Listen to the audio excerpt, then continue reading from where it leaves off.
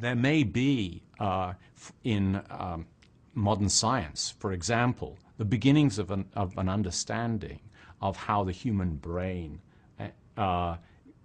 performs its function as the basis, of mental events and so forth. And people often ask, well, am I worried? What do I think about the fact that, brain science is now going to kind of explain what human thought is really about? And I say, fine.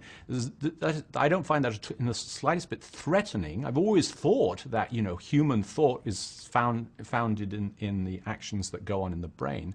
But once you've discovered, the mechanisms, which are a long way from discovering, of course, yet, the mechanisms which go up to make human thought, the question fundamentally is, does that render human thought irrelevant or meaningless? Well, of course, it can't possibly do so, because if it did, it would, by its own process, render the idea that we thought about how the brain works meaningless.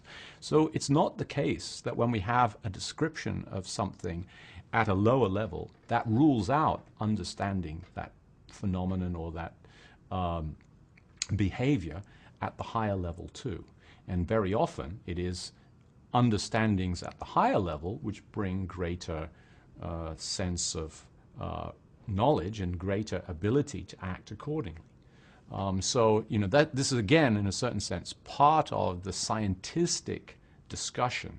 The scientistic view says reductionism is all that counts. I'm going to explain personality in terms of biology. I'm going to explain biology in terms of chemistry. I'm going to explain chemistry in terms of physics and ultimately of elementary particles, and then I'm done.